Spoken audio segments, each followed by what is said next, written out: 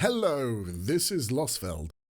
Today we're going to talk about the wall-to-air setup.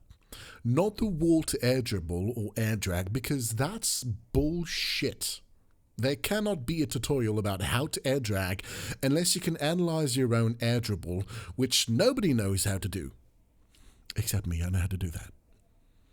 Doing a tutorial about air dribble, unless you say the common sense stuff like get under and behind the ball and boost so that it bounces off your car and then boom you score, is as stupid, as misleading and as impossible as explaining which toe is supposed to touch the ground first when you walk, which muscles need to be contracted, what exact distance should your foot do, the weight distribution on each toe, and other precise things like that. Obviously, this is not what you need to know when you walk. You should instead just learn how to walk and how to have the balance for it, and then walk subconsciously without thinking about those things. It's the same thing with Rocket League.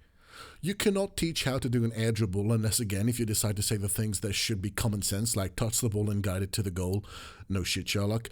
Which is, in the end, a dumb tutorial because your common sense already knows that unless you're a donkey. So, in Rocket League, you just need to learn car control through directional air roll, which I love, and I teach. And then, with the muscle memory which gives you car control, you will be subconsciously making inputs in order to keep control of the ball, which is what my exercises teach. Car control before ball control. So now I'll teach you how to get a good setup in order to optimize your air dribble or your air drag. It all starts when the ball is rolling towards the wall. So, first thing to understand, the trajectory that your ball has, even before it goes up the wall, is going to define the aerial. A vertical trajectory will do a vertical aerial with a lot of height but little horizontal speed. The closer you are to the goal, the more you want your trajectory to be vertical.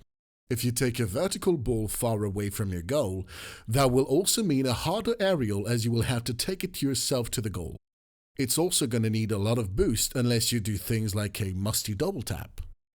Now, if you take a horizontal ball, the ball will not have as much height unless you hit it very, very hard, but will have horizontal speed. That also means that it will travel fast, and you will have to catch up to it in order to guide it to the goal. Being too horizontal isn't good, as sometimes the ball can reach supersonic and you won't even touch it in the air, and if you do, it'll be an air drag and not an air dribble, meaning you will lose the opportunity of getting touches on it or do a reset, for instance, and you might get challenged as you approach the goal, which is why you would use a reset. Yes, air dribbles are a bit better than air drags. Prove me wrong. Let's look at something else now. With medium speed, if you hit the ball vertically on the wall, it will land close to the middle of the width of the field. If you do the same thing horizontally, it will land closer to the wall. Now, if you take both of these extremes to do an air dribble and you're at least in the middle of the field, you will have to guide the ball back in the goal by doing an air dribble or an air drag. It's not the perfect wall-to-air setup.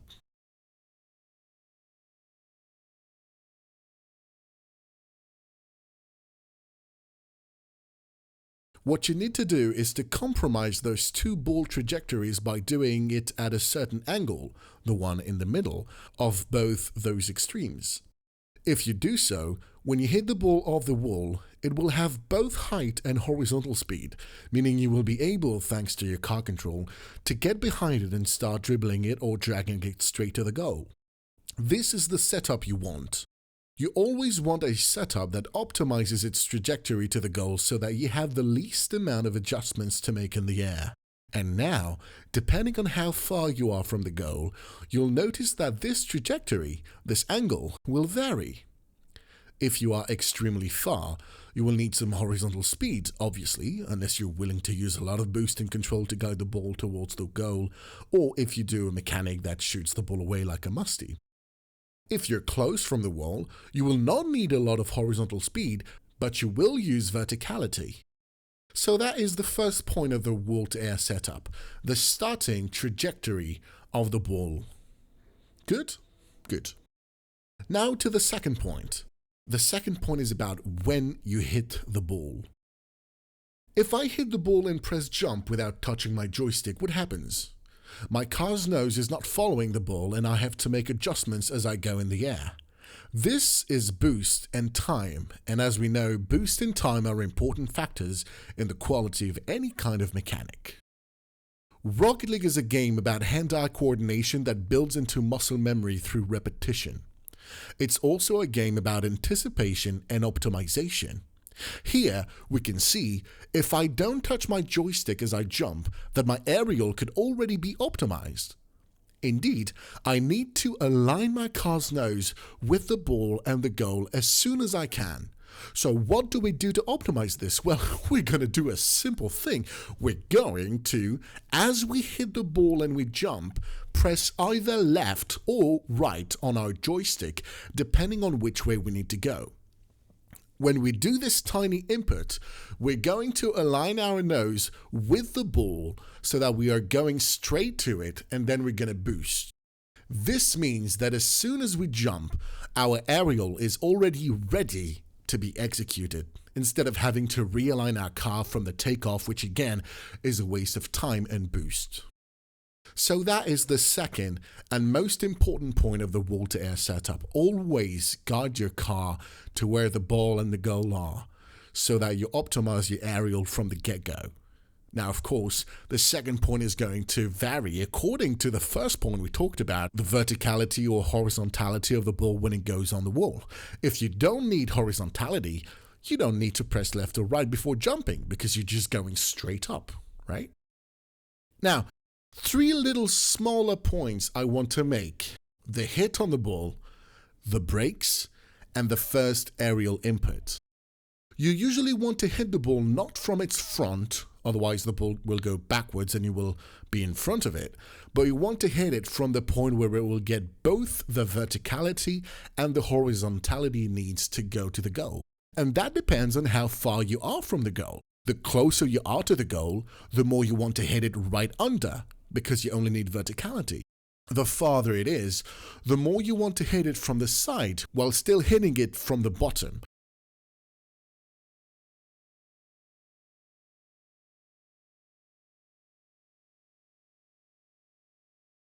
Obviously, don't just hit it from the side of the ball, or you will not have any kind of height and you will quickly touch the ground or you'll be over it. So in the end, you always want to hit it from the bottom a little bit, just to give it some height.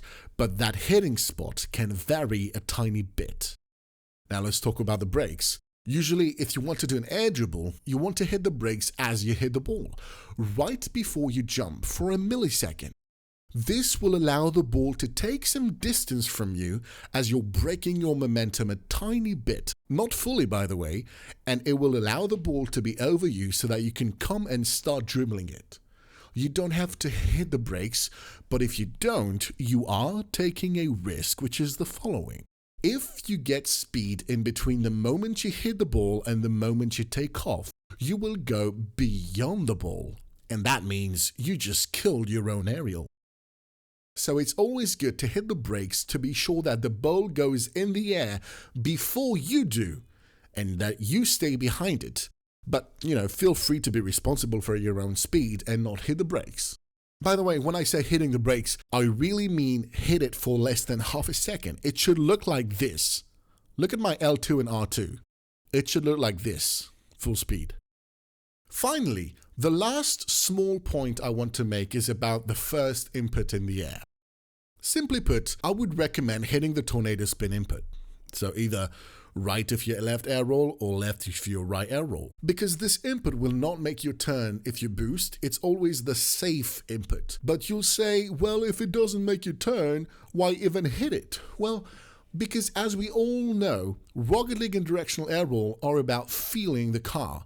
When you press an input, you get a feeling for the car. So you might want to press it just to start making that feeling connection that will then allow you to do some directional inputs on the joystick.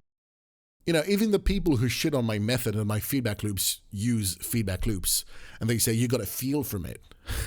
You press this input so that you start having a feeling on your car as you decide if you need to start turning the nose or not. Remember, car control is building a connection with your car, and feedback loop gives you another perception of your car. It's like there's many ways to say I love you to the person you love. You can say I love you. You can kiss them. You can offer them roses. You can do the beast with two backs, like Shakespeare would say, right? So doing a feedback loop, it doesn't change anything from your car, but it gives you another perception that you can feel through your fingers instead of just relying on your sight and your eyes in order to know how you are doing in the revolution and how your car is moving. So, in a nutshell, for a wall-to-air setup, there are two important things to take into consideration. First, the starting trajectory of the ball as it goes towards the wall. If you're in the middle of the field, you want it to be both horizontal and vertical, which I guess resembles like a 45-degree angle towards the wall. Now, the closer you are from the goal, the more vertical it needs to be. And the farthest you are from the goal, the more horizontal it should be, even though you should also, hit it from the bottom. Second point, pressing left or right, depending on which wall you are, as you hit the ball right before you jump, so that you anticipate and optimize the upcoming aerial by aligning your car's nose as much as you can towards the ball and hopefully also the goal. If you have a perfect setup, you'll realize that as soon as you jump, you almost don't need to touch your joystick for the aerial because you're going straight towards the goal. The ball is perfectly aligned with your car. Now, finally, 3 little tips. Where you hit the ball, it should be always from a bottom part, but it can be fully from the bottom if you do a vertical setup. Also, hitting the brakes for a very slight instant if you want to stay behind the ball and start dribbling it or getting a setup reset. And finally, my personal advice this time, which I guess doesn't have to be necessarily followed, of doing a tornado spin as your first input after you've jumped off the wall. There we go. That was the second part of the wall-to-air setup tutorial. I hope this was detailed enough for you. I don't think I could have gone more in depth. I'm Losfeld. I teach directional air roll and I love doing so. And I hope you enjoyed it.